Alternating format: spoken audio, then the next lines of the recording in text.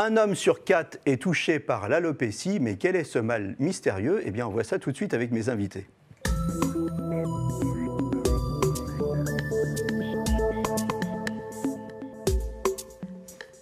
Avec moi sur le plateau, le docteur Sarah Fadli, vous êtes directrice médicale de la maison Lutetia. Nathanaël Aknin, vous êtes le président de la maison Lutetia, on a le président avec nous, attention. Hein. Et Jérémy Moscovici, vous êtes finaliste, vous avez été finaliste de Top Chef, vous êtes un cuisinier, un cuistot, ça nous manque en ce moment, les cuistots, les cuisiniers, les restos, on a hâte de retrouver la vie. Mais vous êtes aussi, et c'est pour ça qu'on vous reçoit aujourd'hui, vous êtes un rescapé de l'alopécie. Alors qu'est-ce que c'est l'alopécie? On va poser d'abord la question au docteur Sarah Fadli. Alors l'alopécie est la chute de cheveux qui est génétiquement programmée. Les cheveux s'affinent progressivement, leur cycle de vie se raccourcit, ensuite ils tombent et on perd de la densité. Il y a des schémas qui sont assez classiques. L'alopécie androgénétique représente la majorité des alopécies. Il y a d'autres pathologies qui peuvent provoquer une chute de cheveux qu'on n'abordera pas aujourd'hui. L'alopécie androgénétique, en clair, c'est les hommes qui deviennent chauves. Pas forcément les hommes, c'est une prédisposition génétique liée aux hormones masculines, effectivement. Ça peut toucher les femmes aussi? Tout à fait. Oui. Ça touche les femmes. Oui. C'est plus une embêtant faible pour les proportion. C'est embêtant pour les femmes car leur type d'alopécie est différent de celui des hommes. Souvent, ils touchent l'ensemble du cuir chevelu. Donc ça rend les traitements à la greffe capillaire un peu plus compliqués, mais on arrive à trouver des solutions. Alors aujourd'hui, on va parler de l'alopécie masculine. Alors les hommes, quand ils s'aperçoivent qu'ils commencent à devenir chauves ou qu'ils ont un problème, ils ont déjà en fait perdu 30% de leur chevelure. En général, oui.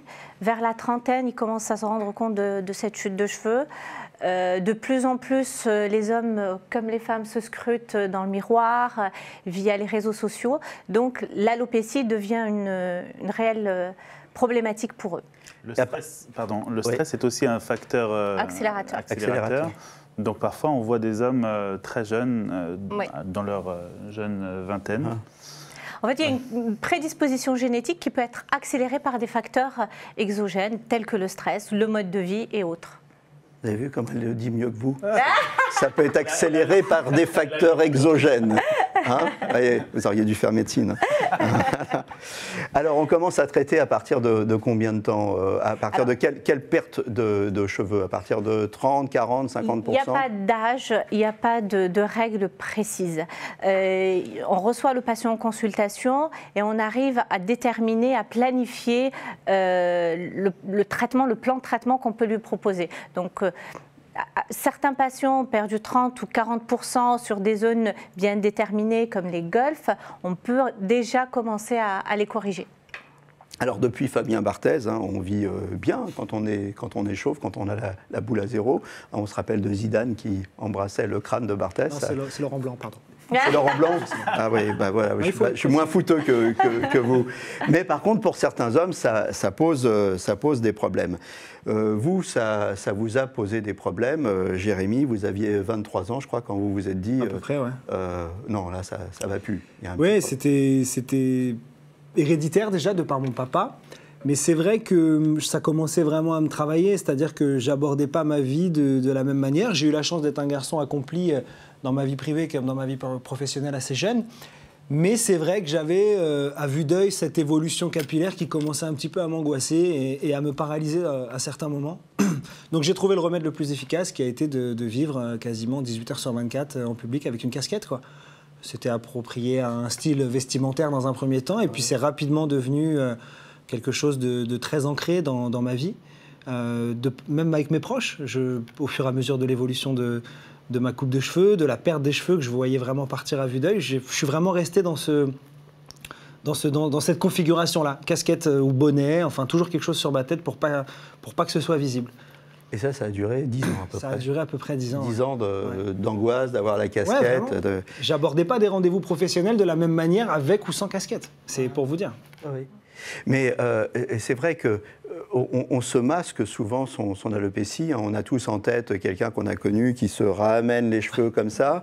Et c'est éminemment gênant parce qu'on vit dans l'angoisse du coup de vent, d'être démasqué. Vous, c'était la casquette. Ouais. Et même chez vous à la maison, avec votre copine, tout ça, la casquette. Sur la fin, ça pouvait m'arriver alors que c'est ma femme, qu'on est mariés, on s'aime, on a un petit garçon, tout va bien. Mais c'est vrai que c'est très personnel comme problématique. C'est soi avec soi-même. C'est-à-dire vous aviez plus de facilité à vous mettre tout nu devant votre femme que d'enlever la casquette. Ben, Jean-Claude, quand même. Je ne sais pas, je pose la question. Jean-Claude, quand même, c'est quoi ces questions Oui, disons que, non, mais blague à part, oui, disons que c'est vrai que j'avais moins de problématiques à ce niveau-là, ouais, oui. Bien sûr. C'est le mec, il est à poil, il a sa casquette, il n'est pas comme ça avec sa casquette. Non, il est comme ça avec sa casquette. C'est un peu ça.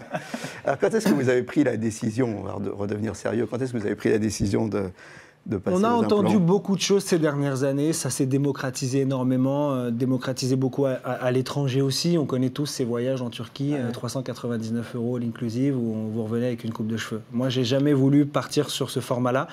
Et comme dans la vie, j'ai fonctionné avec mes cheveux, c'est-à-dire que j'ai eu besoin d'avoir en face de moi quelqu'un qui m'a donné confiance. Mon feeling s'est posé sur Nathanaël, que j'ai pu rencontrer dans un premier temps. Et c'est vrai que j'ai eu un regard bienveillant, un regard doux, avec les bons mots, le ton juste, la bonne parole. Et je me suis senti en confiance. Et c'est bête à dire, mais quand on pose un décor avec des locaux, une infrastructure, un regard... c'est tout un packaging qui a fait que j'ai été sensible au discours et à la méthode qu'on m'a présentée à ce moment-là. Non, mais c'est très très important parce que c'était un gros problème pour vous dans votre vie, donc on ne confie pas un gros problème à n'importe qui. On a besoin d'établir une relation humaine de confiance. Tout à fait, c'est exactement ça, c'est une relation humaine de confiance. Mais pour tout vous dire, j'aurais pu être prêt à continuer des années comme ça parce que je n'avais pas eu ce truc-là. Et je préférais continuer, on va dire, à ressembler à mon papa, on va dire, que de mettre ma tête, de mettre mon complexe, parce qu'on peut mettre le mot, c'est un complexe, dans les mains de quelqu'un sur lequel je n'avais pas senti ce truc-là. Donc le déclic, ça a été une rencontre. C'est une rencontre. Qui vous a fait basculer. Tout à fait. Ça a été la rencontre avec Nathanaël, son regard, ses mots, et je suis parti dans cette aventure-là. Et oui, Nathanaël, son regard, ses mots, et vous êtes parti dans une aventure. Merci. Je ne veux pas en savoir plus. Une grande histoire. C'est une grande histoire, Nathanaël.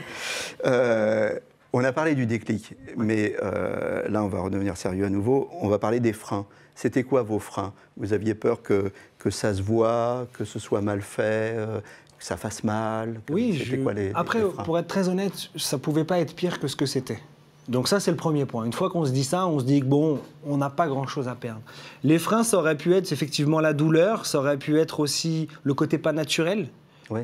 Parce que j'ai vu, vous doutez bien... Oui, avoir l'air ridicule. Voilà, par exemple, vous doutez bien que quand on est dans ma situation, on s'est déjà renseigné au fur et à mesure des événements et de l'avancée de ce problème capillaire. Donc oui, ça aurait été ça, une ligne capillaire complètement un peu PlayStation, quoi. On aurait ressemblé à un robot ou quelque chose de pas serein. Puis on s'imagine tout un tas de choses à ce moment-là. Donc vous voyez, c'était ça les freins. Ça a été, est-ce que ça aurait fait naturel ? Est-ce que ça va pas faire mal? Oui, c'est vrai, on est toujours un peu doudouilles, nous, les mecs, en plus. On va vous planter. Ouais, c'est ça. Ouais. Et puis cette méthode que je connaissais pas, donc cheveu par cheveu quand même. Ouais. C'est cheveu par cheveu. On vous tire cheveu par cheveu. Donc c'est une vraie... Je parlais de mot d'aventure, c'est pas un faux mot, c'est une vraie aventure.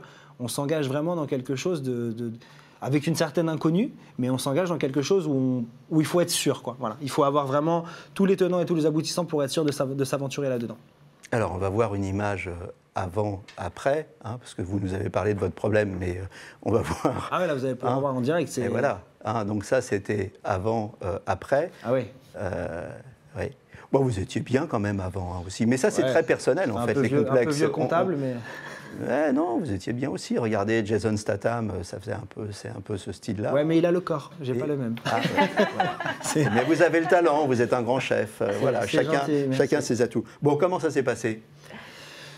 Ça s'est passé un petit peu comme le jour où ma femme est partie accoucher avec le sac près de la porte. Je suis parti avec mon petit sac qui était près de la veille. J'ai rejoint la clinique et à partir de ce moment-là, j'ai vécu... je peux le dire, une expérience client, quoi. On vous prend en charge à l'arrivée. Mais à partir de ce moment-là, vous avez accouché finalement d'un nouveau Jérémy. Non, oui, Jean-Claude. J'allais dire restons sérieux, mais oui, Jean-Claude, c'est un peu ça.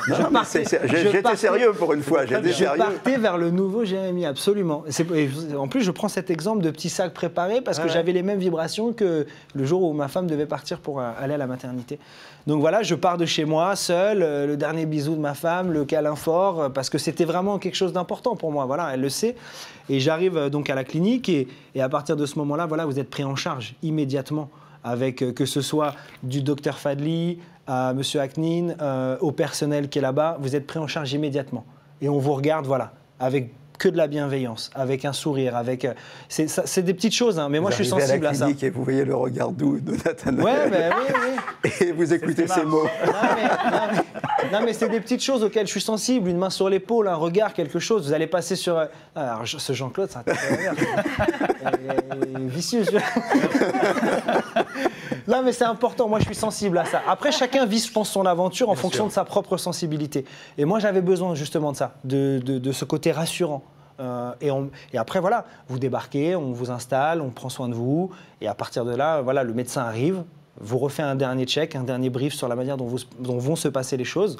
Et c'est parti. Et petite précision importante, quelques semaines, quelques mois en amont, vous recevez chez vous à une fréquence très régulière, voilà, des mails, des instructions, avec des choses à mettre en place, des choses qui sont toutes banales, mais on s'occupe déjà de vous avant que vous soyez arrivé. La mise en confiance, elle est très importante. Exactement. Parce que c'est quelque chose, il n'y a pas que l'acte technique. Tout à fait. On voit bien que c'est le nouveau Jérémy dont on est en train de s'occuper déjà. Et alors, vous êtes content aujourd'hui? Il vous plaît le nouveau Jérémy? Oui, je suis content. Je suis un nouvel homme physiquement, je me sens bien. Ça va faire 10 mois que je n'ai pas porté une casquette sur la tête. Génial. Par exemple, voilà. Et j'en ai des frissons presque, vous voyez. Et je me sens bien, bien sûr. Je me sens beaucoup plus serein, beaucoup plus épanoui. J'ai retrouvé le plaisir de pouvoir faire ce que fait Nathanaël avec ses cheveux, c'est-à-dire mettre la main dedans. Voilà, avoir un peu de la coiffe, comme il m'avait dit le premier jour, du volume. Et ouais, je suis beaucoup plus épanoui, bien sûr, évidemment. C'est une certitude. Et à mon petit niveau, sur mes réseaux sociaux, j'ai beaucoup de gens, j'en ai partagé un petit peu des images, mais j'ai beaucoup de gens qui sont venus vers moi pour me demander, pour me faire partager l'expérience que j'ai vécue. Et c'est assez intéressant. Je l'ai aussi fait pour ça. Voilà, je l'ai mis aux yeux de mes réseaux sociaux pour que justement, si je peux, à mon humble petit niveau, décomplexer des gens, leur faire comprendre que bon, on peut franchir le pas, c'est intéressant. C'est drôle ce que vous nous dites, parce que d'un côté, ça vous gêne de ne plus avoir de cheveux, et puis de l'autre côté, pour vous, l'opération, elle n'est pas taboue du tout. Vous dites à tout le monde, regardez, moi j'ai fait quelque chose et je me sens beaucoup mieux aujourd'hui avec mes cheveux. Donc vous ne l'avez pas caché, vous n'avez pas essayé de dire, bon, on va se mettre un peu de cheveux, mais pas trop pour que ça ne se voit pas. C'est pas moi. Certains vous l'avez revendiqué, voilà. en fait. Moi, je suis quelqu'un d'assez transparent et j'assume ce que je fais, parce que mais je pense qu'il faut être bien aussi un peu dans sa vie pour assumer ce genre de choses. Voilà, donc j'assume ce que je fais. Et si je vous dis, à mon humble petit niveau, j'ai pu le faire partager aux gens, j'ai plein de gens qui m'ont envoyé des messages pour me dire ça fait mal, les questions que vous me posez. Voilà. Et donc si je peux le faire partager pour décomplexer justement cette problématique-là. Et pour créer le déclic chez les autres. Vous, il a mis du temps à se créer, ce déclic. Ça a mis des années. Donc si vous pouvez aider les autres à aller un petit peu plus vite. Quand je vois le bien que ça m'a fait, le changement de vie que ça m'a apporté, voilà, oui, je peux partager, je peux inciter les gens à... On sent, hein, ça c'est les cuisiniers, ils aiment partager. Ils aiment partager leurs recettes, mais ils aiment partager leurs bonnes expériences. C'est le partage, c'est la cuisine. Bien sûr, c'est l'essence même de mon métier. Hein. Alors, bon, technique, docteur Fadli. Je suis là. Voilà. Plusieurs techniques de greffe de cheveux. FUT, FUE, IFA, DHI, on n'y comprend rien. Alors, on va reprendre les techniques une par une. Oui. FUT, qu'est-ce que c'est? FUT, c'est la bandelette. C'est l'ancêtre de la greffe capillaire. C'est une technique chirurgicale. Le chirurgien prélève une bande de scalp qu'il découpe. Ensuite, au niveau de la zone d'implantation, le médecin ou l'assistante effectue des trous de réception et on place les greffons. D'accord, donc ça c'est l'ancêtre. C'était un peu traumatisant, hein. On enlève c'est ça, avec le scalp à l'arrière. Bon. FUE. FUE, c'est extraction manuelle, unité folliculaire par unité folliculaire au niveau de la zone donneuse, mais l'implantation est exactement la même. D'accord. Donc ça n'a pas spécialement évolué. Toujours trou de réception et on dépose les greffons. IFA. C'est l'évolution plus ou moins de la FUE en utilisant des robots.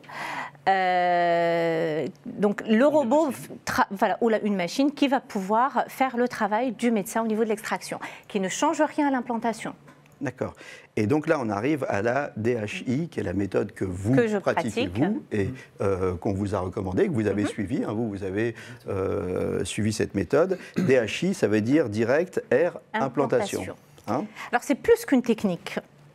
C'est tout un protocole, c'est toute une standardisation qui commence, comme disait Jérémy, d'avant l'intervention, donc dans le diagnostic, la préparation du patient, le jour de l'intervention, bien évidemment l'acte en lui-même, l'extraction et l'implantation, et le suivi. Donc on est une équipe, on travaille ensemble, on fait des meetings, on échange. C'est complètement différent de l'exercice d'un médecin individuel qui fait sa petite greffe tout seul dans son cabinet. C'est tout un protocole donc on a la force qui est mis en place. Concrètement, techniquement, c'est quoi les plus de la DHI ? Alors, indépendamment de l'extraction, le résultat, il est complètement naturel. Il n'y a pas de cicatrice, on ne fait pas de pré-trou, donc la peau n'est pas fibrosée. On arrive à donner une direction, un sens aux cheveux qu'on implante, donc ça donne un résultat complètement naturel. D'accord, donc technique non invasive. Non douloureuse, pas de cicatrice, pas douloureuse, ça et un vous a pas fait mal naturel. Franchement, non. Non. On peut pas dire. On utilise une anesthésie locale. Oui, bien sûr. Et ça suffit largement. Oui, parce que sinon. Vous êtes allongé en train de regarder des séries télé, hein, et vous le vivez très bien. D'accord. Ce qui est fascinant dans ce que vient de dire le docteur, c'est que sur la greffe de cheveux, on peut vous incliner le cheveu à un degré spécifique pour que ça reprenne le mouvement initial. Je trouve ça fascinant. Donc avant, vous avez choisi votre coiffure ? Non, le patient ne choisit pas. Je pose la question. Non. Non ? Choisit pas. Non, parce que c'est l'implantation naturelle. On ne fait que copier la nature. On suit exactement la direction de ses cheveux naturels. D'accord. D'ailleurs, l'idée d'une greffe, oui, allez-y, c'est de recréer exactement ce que la nature aurait dû laisser si on n'avait pas été sujet à cette perte. Par exemple, au niveau de la tonsure, du tourbillon, on arrive à reproduire exactement le mouvement de tourbillon. Donc ça passe par une observation préalable importante. Les séances, elles se passent en bloc opératoire stérile ? C'est ça. Semi-stérile. Semi-stérile. On dit semi-stérile pour... Voilà. Stérile, c'est pour la chirurgie. Et ici, ce n'est pas un acte chirurgical à proprement dit, c'est de la médecine esthétique. La durée, ça varie en fonction de la zone à traiter, je suppose, hein, c'est ça ? Tout à fait. Hein ? En moyenne, c'est quoi ? Vous, ça a été combien de temps ? Moi, je partais de très loin, hein, donc...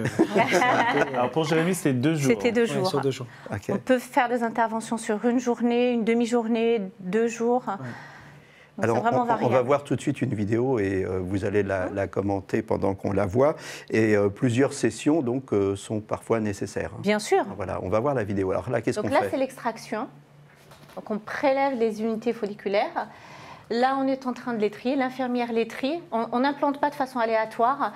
Donc, elle les classe, les simples, les doubles, les triples et les multiples. Et là, c'est l'implantation. Alors, c'est quoi simple, double, triple, multiple, ça veut dire Dans quoi ? chaque unité folliculaire, on peut avoir 1, 2, 3, 4, 5 cheveux. D'accord. Parfois plus. Voilà, on va pas mettre les gros follicules avec 5 cheveux au niveau de la ligne frontale. Ça fera factice. Ça se verra.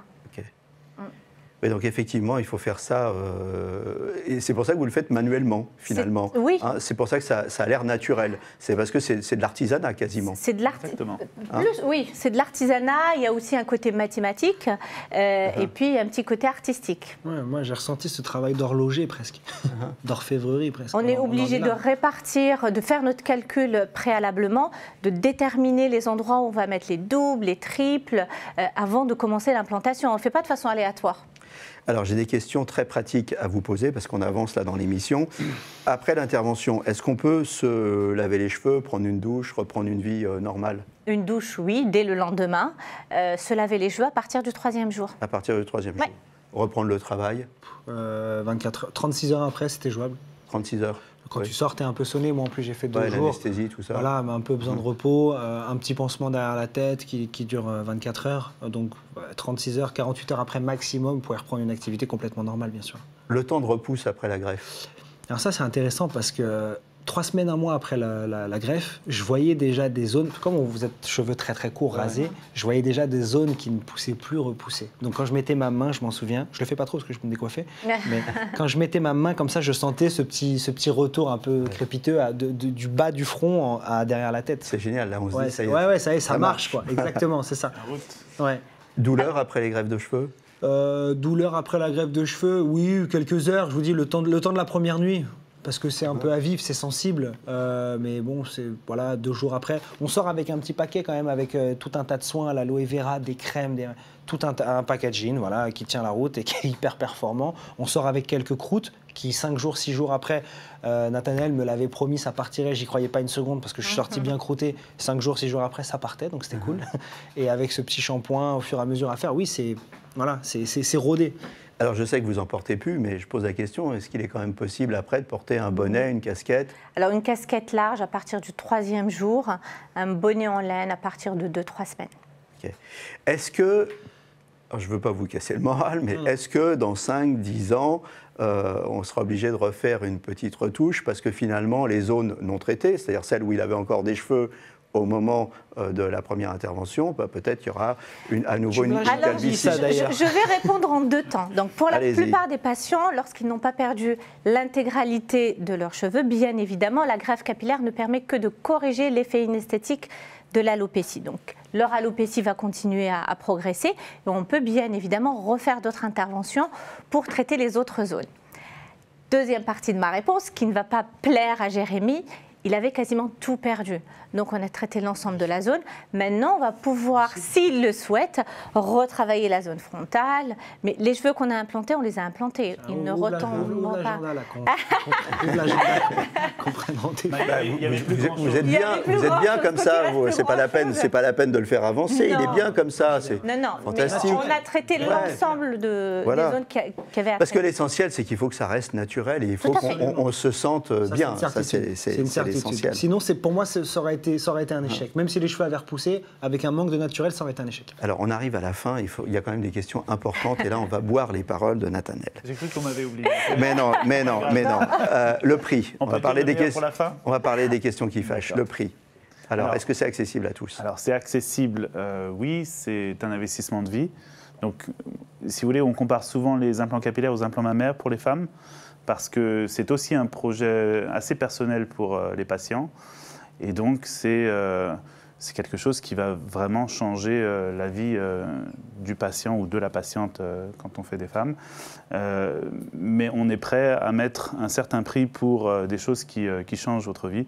Ça peut être d'acheter une Twingo, par exemple, qui change votre vie. Là, en l'occurrence... Les cheveux, ça va être aussi cher qu'une Twingo ou moins cher? Alors, ça va dépendre du nombre de cheveux. Ça va être en fonction de la taille de la zone à traiter. Donc, ça commence à 3 900 € et on peut aller sur des sessions comme Jérémy, par exemple, jusqu'à 13 900 €.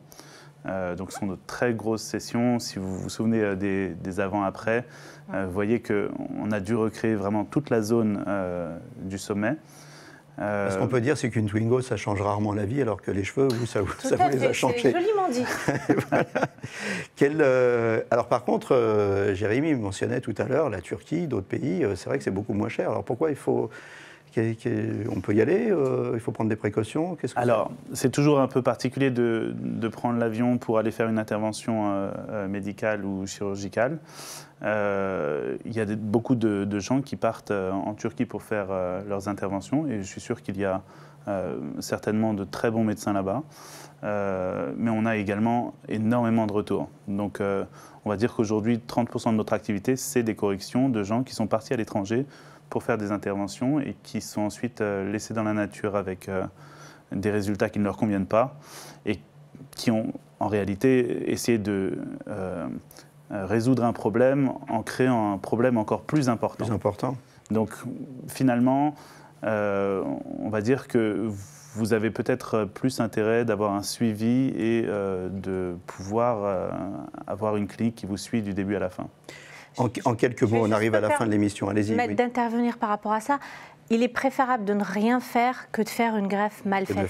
Quotidiennement, je vois des patients à qui on a massacré la zone donneuse. On fait énormément de corrections à la maison Lutetia, mais on a certains patients qu'on ne peut pas corriger. Parce que la zone donneuse a été massacrée. Voilà, c'est ça. En quelques secondes, le profil type des patients, vraiment en quelques secondes. Alors vous avez des jeunes gens qui viennent maintenant de plus en plus, des jeunes gens qui n'ont pas connu Fabien Barthez, parce qu'ils sont très jeunes, et qui ne souhaitent pas se voir chauves tout simplement. Donc ils viennent très jeunes et on les accompagne tout au long de la perte de leurs cheveux. Jérémy, oui. On arrive à la fin de l'émission. Qu'est-ce que vous nous concoctez en ce moment? Écoutez, en ce moment, je vais faire preuve d'humilité parce que je sais que j'ai certains confrères, et je vais parler d'eux plutôt, qui sont dans une situation très compliquée. Moi, j'ai la chance d'avoir monté il y a déjà quelques années des boîtes de chefs privés. J'ai la chance de continuer à travailler très bien, donc j'ai une grosse pensée pour eux. C'est-à-dire que si on veut Jérémy à domicile, c'est facile. Oula, c'est encore plus cher que les cheveux. C'est encore plus cher. Non, oui, si on veut Jérémy à la maison, c'est jouable, bien sûr. Je fais du chef privé depuis des années aux quatre coins du monde et je continue à bien travailler. La toque, ça fait pas tomber les cheveux? Non. J'en ai jamais porté. Ah. J'ai jamais été un cuisinier comme les autres, donc j'ai jamais porté de toque, mais non, ça fait pas tomber les cheveux. Ça fait pas tomber les cheveux. Donc voilà, juste puisque vous me posez la question, j'ai une très grosse pensée pour mes confrères pour qui c'est très compliqué en ce moment. Voilà. En tout cas, Jérémy, merci d'être passé sur le plateau. On a hâte de vous voir à table avec nous et de nous concocter un bon petit repas. Votre spécialité, c'est quoi? J'ai un plat signature qui m'accompagne depuis des années, qui est un risotto de riz noir à la truffe et au vieux parmesan. Oh là là là là, on a envie de ça. Merci Jérémy, merci docteur Sarah Fadli. Je rappelle que vous êtes directrice médicale de la maison Lutetia et vous, Nathanaël Aknin, vous êtes le président. Merci d'être placé sur le plateau de Capital Santé. À très bientôt pour un nouveau numéro et d'ici là, portez-vous bien. Merci.